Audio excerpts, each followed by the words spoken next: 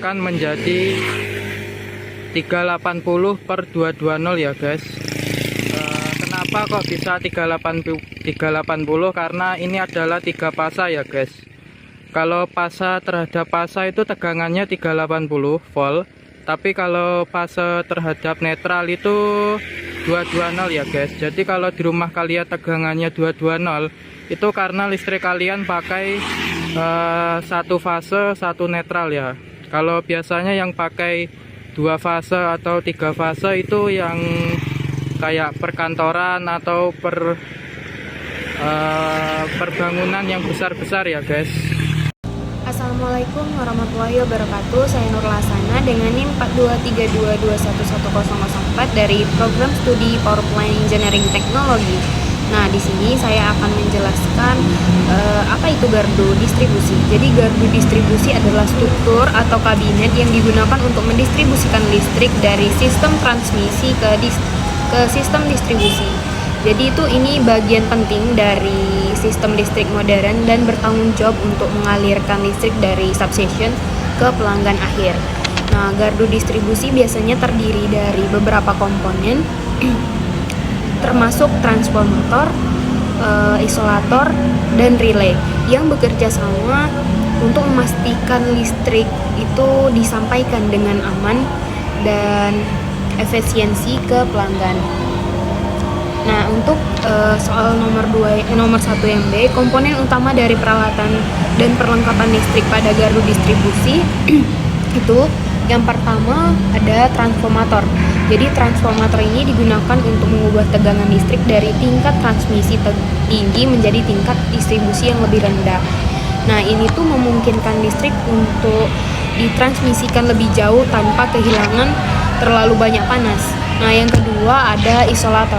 Jadi isolator ini digunakan untuk memisahkan komponen-komponen listrik yang berbeda dalam gardu distribusi seperti transformator dan relay. Nah, ini tuh membantu mencegah arus berlebih dan kegagalan listrik lainnya. Yang ketiga ada relay. Nah, relay ini digunakan untuk melindungi sistem listrik dari kondisi-kondisi berbahaya seperti arus berlebih, tegangan terlalu tinggi, atau gangguan listrik lainnya. Nah, relay ini dapat memutuskan rangkaian listrik jika kondisi-kondisi ini terdeteksi mencegah kerusakan pada sistem dan pelanggan. Nah, yang keempat ini ada kontrol dan monitoring. Jadi, kontrol dan monitoring sistem ini sangat penting untuk menjaga sistem berjalan dengan aman dan efisien. Ini tuh dapat mencakup peralatan seperti termostat, sensor, dan sistem kontrol lainnya yang digunakan untuk memantau dan mengontrol sistem listrik. Lalu yang kelima ada perlengkapan listrik lainnya. Perlengkapan listrik lainnya yang mungkin ditemukan di gardu distribusi ini termasuk isolator, kondensor, dan peralatan lain yang digunakan untuk mendistribusi listrik ke pelanggan. Selanjutnya di sini saya akan menjelaskan soal nomor 1 yang C, single line diagram atau SLD, ada representasi grafis dari sistem tenaga listrik menggunakan simbol-simbol standar untuk menunjukkan komponen utama dan hubungan di antara mereka. SLD memberikan pandangan menyeluruh tentang arus listrik dari sumber daya hingga konsumen akhir pada setiap kabel ataupun konduktor individual.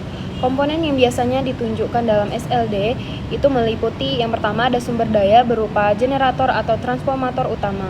Kedua ada busbar atau titik distribusi utama tempat beberapa sirkuit terhubung. Yang ketiga ada transformator digunakan untuk menghubungkan tegangan listrik sesuai kebutuhan. Yang keempat ada switchgear, pemutus sirkuit dan saklar. Yang kelima ada beban atau load sebagai konsumen akhir atau beban listrik. Selanjutnya ada saluran transmisi, itu berupa jalur pengiriman daya. Soal nomor 1 yang G, feeder, distribusi primer dan distribusi sekunder. Feeder distribusi primer yaitu jalur utama yang membawa daya listrik dari gardu induk ke gardu distribusi atau langsung ke beban besar. Biasanya menggunakan tegangan menengah sekitar 20 kV hingga 35 kV. Menghubungkan sumber daya besar ke area distribusi lebih kecil atau langsung ke konsumen distribusi besar. Distribusi sekunder, sistem yang membawa daya listrik dari gardu distribusi ke konsumen akhir seperti rumah tangga dan bisnis kecil.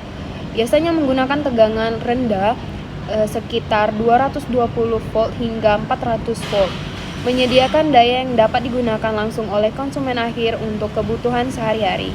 Sekian dari penjelasan saya, semoga bermanfaat. Wassalamualaikum warahmatullahi wabarakatuh.